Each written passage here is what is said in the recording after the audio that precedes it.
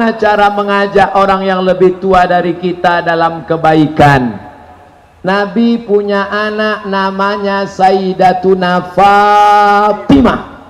Fatimah punya anak namanya Sayyidinal Hasan dan Sayyidinal Husain.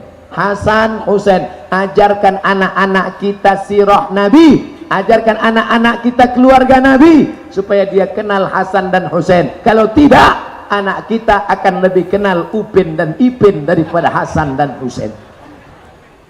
Dia yang lebih kenal Jerjet, Bang Saleh, Batman, Wonder Woman, Spiderman, Naruto, Jarwo. Saudara yang dimuliakan Allah Subhanahu wa taala. Nah, Hasan dan Husain melihat orang tua wudunya nggak benar. Hasan Husain melihat orang tua wudunya nggak benar, tapi dia berakhlak. Cucu Nabi, keturunan Nabi, akhlaknya luar biasa. Para habaib, apa kata Hasan dan Husain? Apakah Hasan dan Husain petantang-petantang, hei orang tua, ini cucu Nabi nih, wudu ente nggak benar. Apa kata Hasan dan Husain? Hasan, gimana cara ente wudu? Hasan mengambil air, berwudu. Husain melihat, dan orang tua tadi melihat perbuatan dua orang cucu Nabi, dia tahu bahwa dia salah. Maka banyak niat yang baik tapi tidak dikemas dengan cara yang baik, hasilnya juga tidak baik. Mungkin dengan cara yang santun, ud'u ila sabili rabbik, ajak mereka ke jalan Allah bil hikmah, santun, wal mau'izatil hasanah, suri tauladan yang baik. Kalau debat, wajadilhum, debat billati ya ahsan, dengan cara yang baik. Salahkah istri berdandan agar suami tidak menatap wanita lain? Inilah istri solehah. Sekarang banyak istri di depan suaminya seperti genderuwo, di depan suami orang seperti artis cantik, di depan suami orang harumnya sampai imam lupa ayat. Dia pakai parfum, naik di tangga ini, imam di depan keciuman. Wala ana abidum ma'abattum wala antum abiduna ma'abud. Wala ana abidum ma'abattum wala antum abiduna. Sampai lupa lakum dinukum waliyadin. Kalau mau keluar rumah, parfum yang terharum. Di rumah bau pete, bawang goreng, balsem. Oleh sebab itu, maka ini yang paling benar, dia bersoleh untuk suaminya. Ciri perempuan akhir zaman, bersoleh untuk suami orang, berdandan untuk suami orang. Saya berapa kali ketemu perempuan jamaah, ketemu di pengajian putih, pas ketemu di rumah hitam. Sampai saya heran, loh kok lain wajahnya? Ternyata bedak Kelly 3 inci. Berarti untuk suaminya di rumah dia tidak pernah berdandan.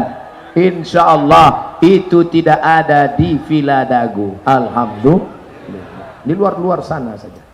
Bagaimana cara sholat muslimah bercadar? Apakah harus dilepas cadarnya?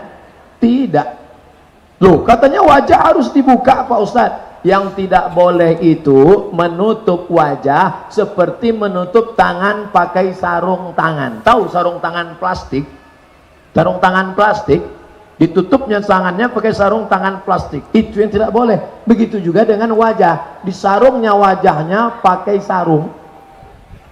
Tak boleh. Adapun cadar, dia bukan sarung. Cadar itu adalah kain yang ditutupkan. Sama seperti orang ihram pakai payung.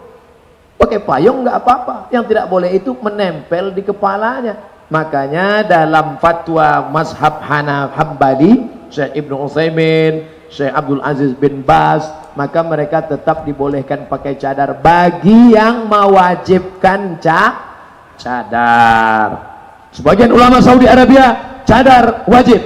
Syekh Ibnu Utsaimin wajib cadar. Syekh bin Baz wajib cadar. Syekh Twigri wajib cadar. Tapi ulama Al-Azhar Kairo Mesir, Syekh Yusuf Al-Qardawi, Syekh Ali Jum'ah, Syekh Muhammad Mutawalli Asy-Sya'rawi, Syekh Muhammad Al-Ghazali, Syekh Baqiyat Al-Muti'i, kata mereka cadar tidak wajib.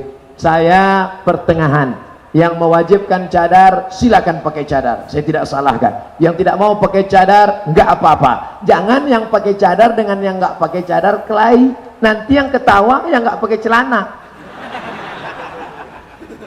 Karena ini masalah khilafiyah. Yang penting menutup aurat. Dan kalian yang laki-laki jangan ejek perempuan bercadar. Kenapa kalau kelihatan perempuan bercadar ngeyel, ngejek? Kalau ada orang bercadar, hai ninja nih. Tapi kalau kelihatan orang yang pakai rok mini, dia diam aja.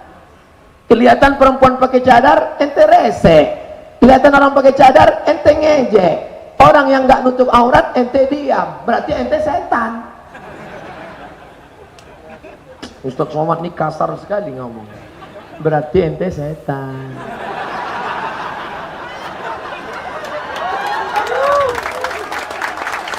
Saya suka bayar utang Ramadan selalu di hari Senin dan Kamis. Jadi saya niatnya puasa Senin Kamis. Kalaupun sebenarnya di hati saya niatnya bayar utang. Tapi setelah saya dengar ceramah, ternyata niat saya salah. Jadi pertanyaannya, apakah saya harus ganti semua utang Ramadan saya yang sudah saya bayar dengan niat Senin Kamis?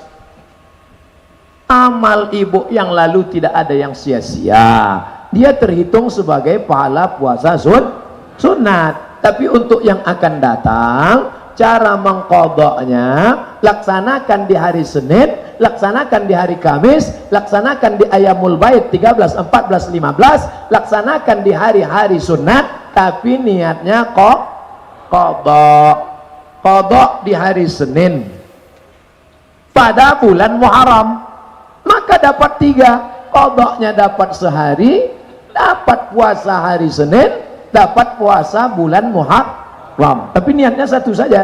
Ya Allah, aku berniat makan sahur untuk niat qadha besok pagi. Jadi nggak perlu sebut banyak-banyak. Aku niat puasa qadha sekaligus puasa Senin, sekaligus puasa Syawal, sekaligus puasa ini, sekaligus enggak. Satu aja. Nanti yang lain menyusul automatically. Jelas? Bagaimana ketika seorang yang bertaubat? Apa hukumnya melakukan sholat taubat? Bagaimana membayar sholat yang ditinggalkan dulu?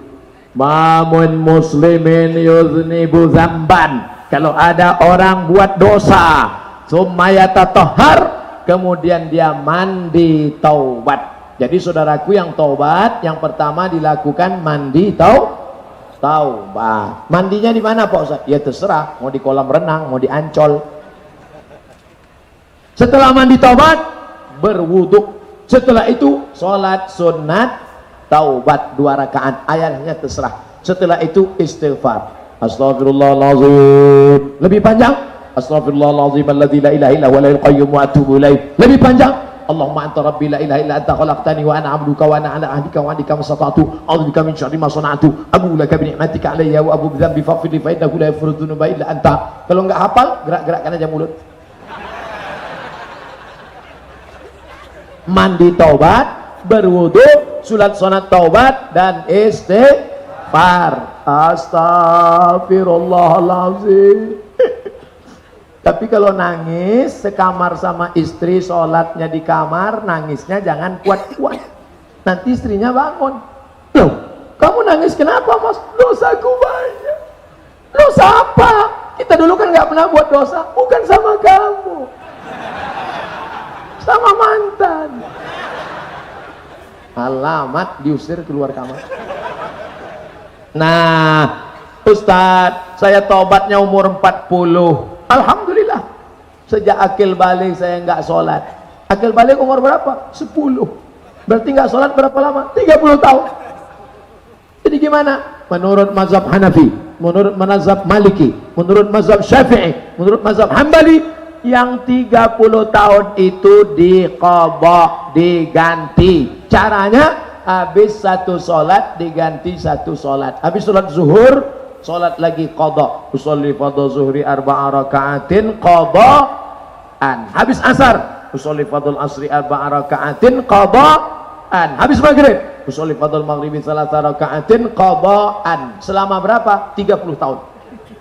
Jadi kalau saya qadha 2018 kemudian meninggal 2019, alhamdulillah dianggap lunas pemutihan. Yang penting niatnya sudah ada, innamal a'malu bin. Saya nggak percaya sama Ustadz Somad. Ustadz-ustadz yang lain siapa yang membahas masalah ini? Buka HP, tulis di Google qadha salat Ustadz Sarwat, qadha salat Ustadz Sarwat. Ustadz Sarwat sahabat saya, orangnya ahli fikih, punya website konsultasi fikih. Dia sebutkan cara qadha menurut Hanafi, Maliki, Syafi'i, Hambali. Kesimpulannya 4 mazhab sepakat, solat yang tinggal lama mesti diganti. Tapi jangan bapak ibu stres gara-gara ini, cukup ganti selesai satu solat sampai selesai. Itulah pertanyaan. 60 menit pengajian, 30 menit menjawab pertanyaan, 90 menit malam ini bernilai ibadah insyaallah. Amin. Tanda pengajian berhasil bukan ramai sampahnya berserak, tapi tanda pengajian ada perubahan. Mudah-mudahan kita semua istiqomah. Sekarang ini muslim seperti diadu domba. Mengapa? Bagaimana menurut Ustadz? Insya Allah kalau dia ngaji, dia tidak bisa diadu domba. Betul apa betul?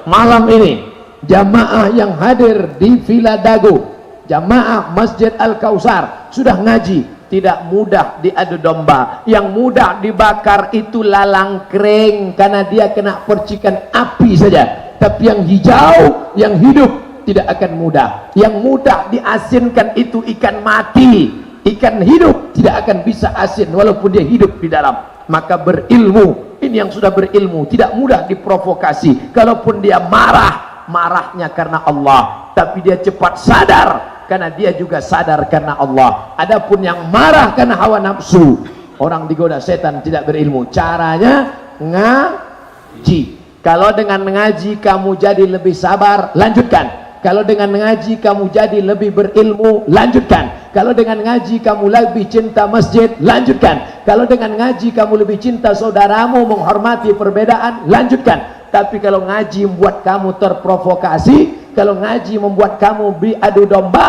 maka siapkanlah mengganti pengajian pada tahun-tahun berikutnya. Betul? Ustadz, bagaimana cara kita sebagai anak mengingatkan, menasihati orang tua yang susah untuk sholat? Jangan mentang-mentang kalian sudah hijrah, anak muda, lalu pulang dari sini kalian panggil, mama, sini, papa, sini, duduk. Assalamualaikum ya ayyuhalladzina amanu. Bukan begitu cara menasihati orang tua. Cukup kau kirimkan saja video Ustadz Somad ke nomor WA. Papa, ini ada WA gambar ceramah Ustadz Somad. Apa kata dia?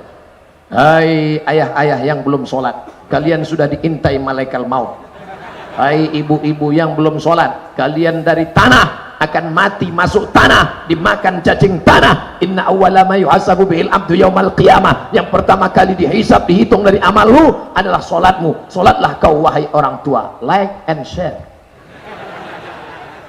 Nanti papamu sama mamamu dengar,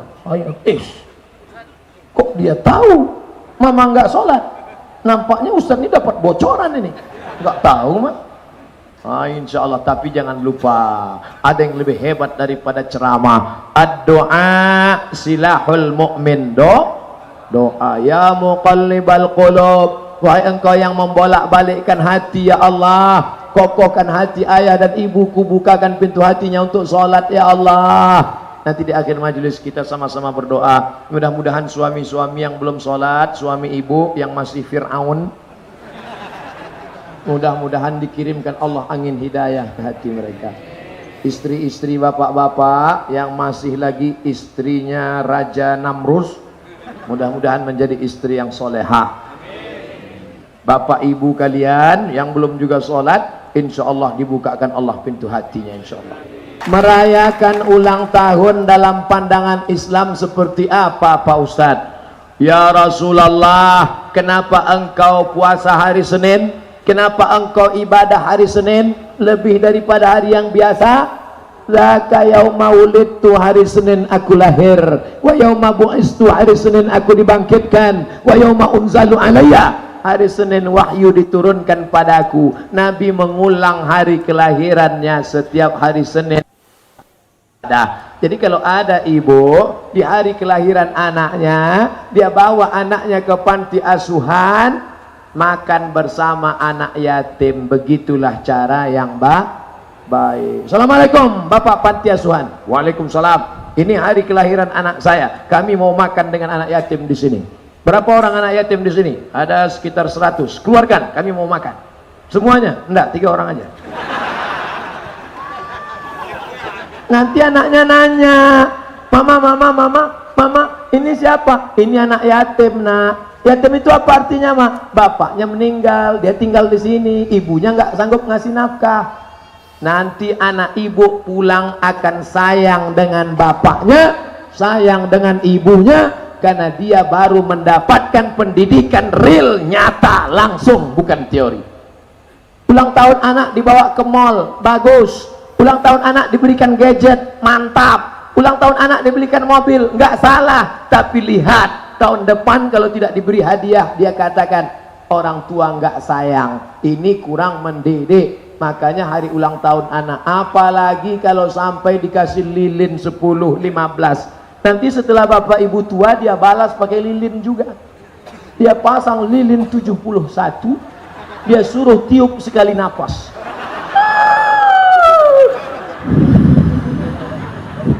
Langsung innalillahi wa inna ilaihi raji'un.